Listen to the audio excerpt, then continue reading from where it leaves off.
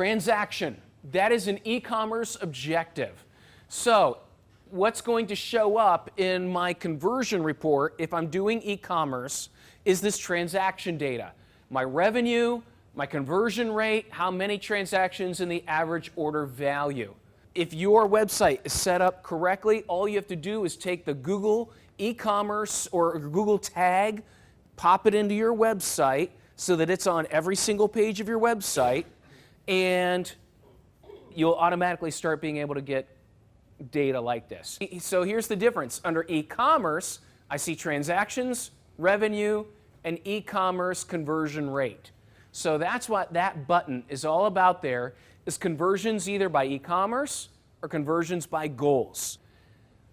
Coming back to source, this is, like I said, I live in this report. I love this report because this shows me how each of my channels are working compared to one another. I can see which one is generating users, what the conversion rates are, my transactions and revenue. So for every link in your email, you put the source is email, what was the campaign, and then what's that call to action. You know, so this one is for a landing page for paid search. So I'm going to say the source is Google, paid, and it's the analytics training campaign that I'm running on paid search. That way, when I go to my analytics and I look at my source, this will be listed as a paid search source, and I can see every campaign that I'm running and compare all the data right across the board. Because when I pass all these parameters, it tells analytics what is going on, where these people came from, what was specific about this campaign. This is back when I used Twitter. So anything that came from Twitter would just show up like that. But once I started using tracking codes, and this was like 10 years ago, this is putting a book out there, I created like multiple tracking codes based on where I was. So there was a promotion for a show, there was another promotion with reviews, the launch, and all that. And based on what campaign I was running with the book, I could see these broken out into different line items to see how each one performed rather than seeing it all loaded into one number. That's what the UTM codes do. This is what analytics helps us understand. Because if you are actively marketing through multiple channels, understanding the role of analytics and how it helps us evaluate. I've shown you multiple times that channel report of search, paid search, social. That's what's on the left-hand side, okay?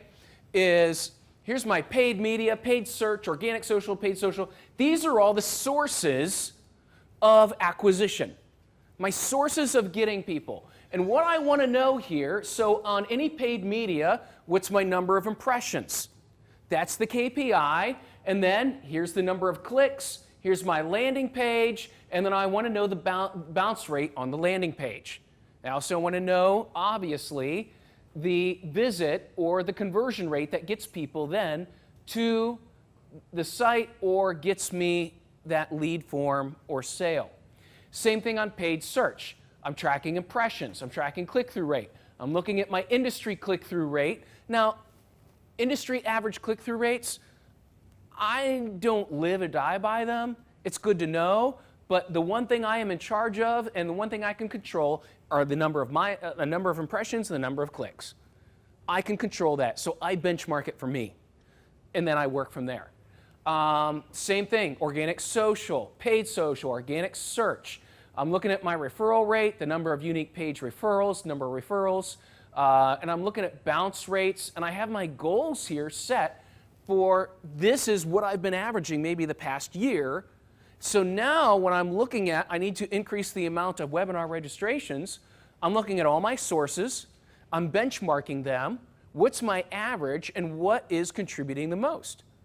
Because now when I get someone into the visit, now if I've got them, if they have converted, I'm looking at if I'm doing email promotions through a second party.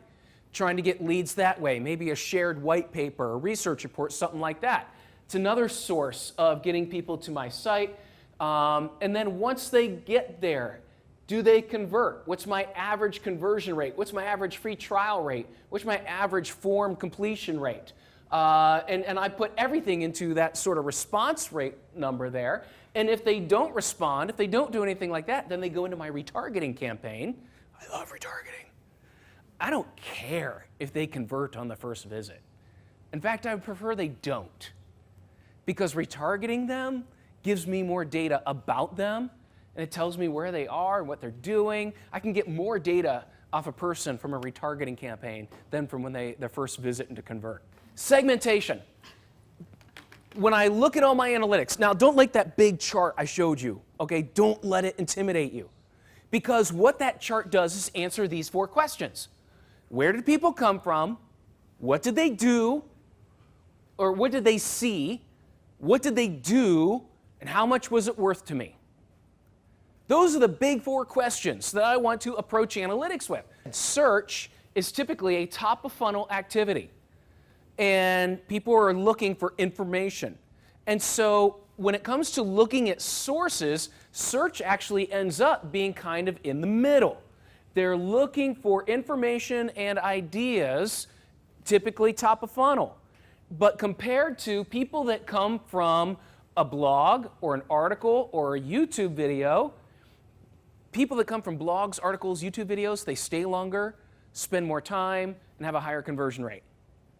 Why? Because they're mid-level funnel. They're reading content about information that they want. They're evaluating vendors. They're looking at options. They're watching videos. They're already into the sales cycle, and so if they come from those sources, they will stay longer, look at more pages, and convert at a higher rate. Search is top of the funnel. So this is from a CRM company, e-commerce driven, and what this looked at was the first touch, lifetime customer value by first touch acquisition. And what they found was when the first touch was organic search or paid search, that customer had a customer lifetime value that was 54% higher than average. Woo!